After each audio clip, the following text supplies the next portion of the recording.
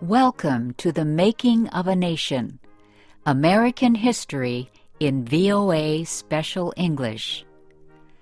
A new leader stood before the American people on March 4th, 1913. He was Woodrow Wilson, the 28th President of the United States. Wilson belonged to the Democratic Party. He was progressive in his belief that government should take an active part in efforts for social reforms.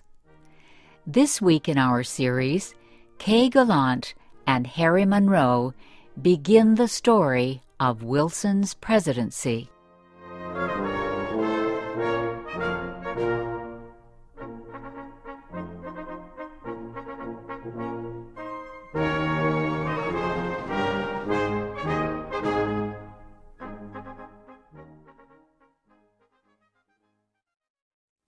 Woodrow Wilson had spent most of his life at Princeton University. First, he was a professor.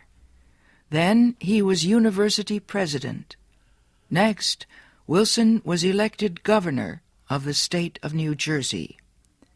His early success as governor made him a leading candidate for the Democratic presidential nomination in 1912. Wilson traveled widely around the country during the campaign. He made speeches to many groups. He tried to make himself and his ideas known to as many Americans as possible. Wilson called his program the New Freedom. One of his campaign promises was to fight for better conditions for America's small business owners. Such proposals helped him win the Democratic nomination for president. Then he defeated President William Howard Taft and former President Theodore Roosevelt in the election. Woodrow Wilson, the former president of a university, had become the president of a nation.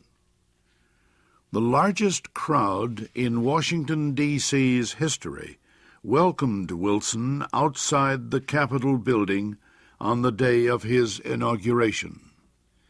He called on the American people to join him in making the country a better place. "Our duty," Wilson said, "is to correct the evil without hurting the good. I call all honest men, all patriotic, all forward-looking men to my side."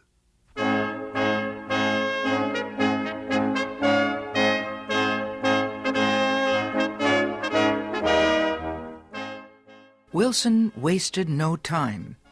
He immediately called a special session of Congress to act on Democratic campaign promises to reduce import taxes or tariffs. Wilson felt strongly about the need to reform these taxes. He broke tradition by leaving the White House to appear before Congress in person to appeal for his tariff proposals. Many members of Congress opposed Wilson's plans, but the new president used the results of a Senate investigation to win the fight.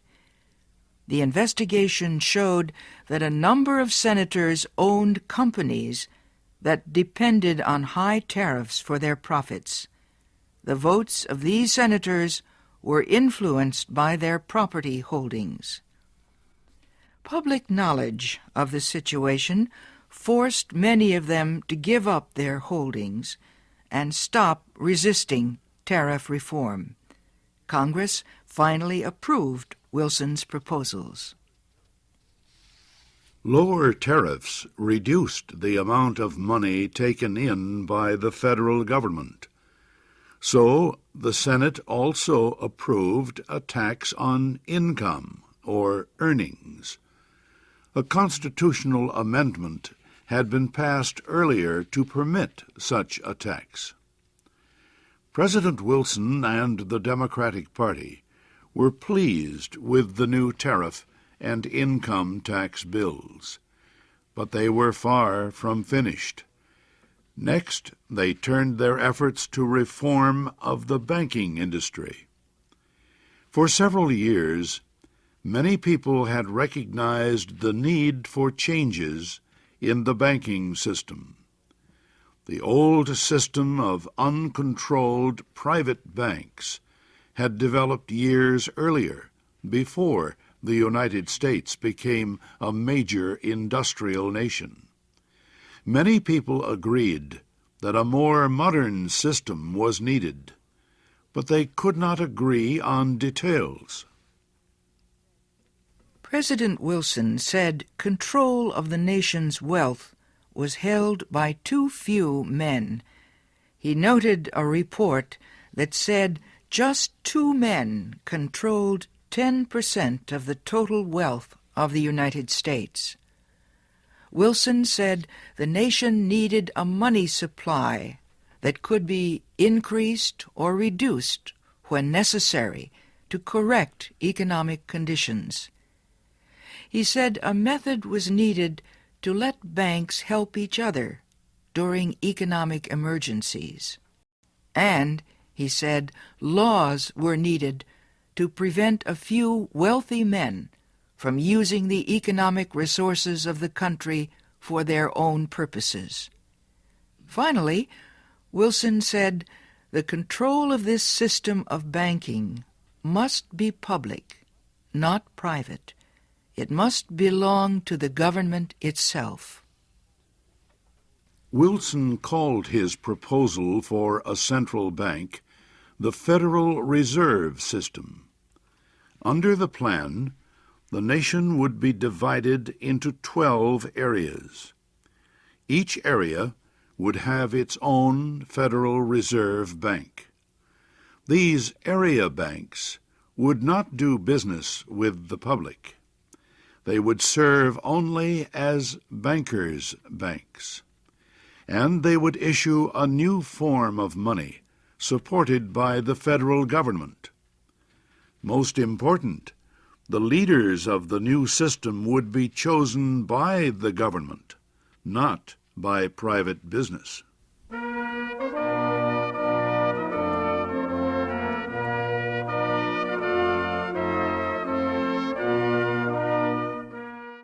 Bankers, business leaders, and their representatives in Congress sharply criticized President Wilson's proposals.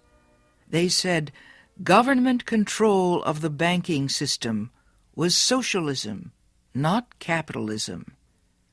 But Wilson refused to change his proposals, and he helped to lead the fight to make them law. Finally, Congress agreed. It did not take long for bankers to discover that the new system was much better than the old one. Today, the Federal Reserve System is one of the most important institutions in the United States. For Woodrow Wilson, the fight over the banking system was yet another political success. He had won major reforms in the nation's tariffs, taxes, and banking systems. Now he told Congress that new legislation was needed to control the power of monopolies and trusts. These were the giant companies and business alliances that controlled complete industries. Wilson proposed a new antitrust law to control the actions of large companies. His supporters in Congress wrote a bill that listed a number of business activities that no longer would be permitted. For example, no longer could a company set prices that would reduce competition or create a monopoly. No longer could corporations buy stocks of competing companies. No longer could they demand that a store refuse to sell competing products. The new bill also protected labor unions from being charged with antitrust violations. It gave unions more power to organize and protect workers. At President Wilson's request, Congress also prepared a law that set up a government agency called the Federal Trade Commission. The commission was given the job of investigating wrongdoing in business. It had the power to force companies to obey the new antitrust laws and other rules. Both the antitrust law and the Federal Trade Commission help protect small business owners from the power of business giants. Once again, the proposals caused fierce debate, but once again, Congress finally voted to give Wilson most of what he wanted.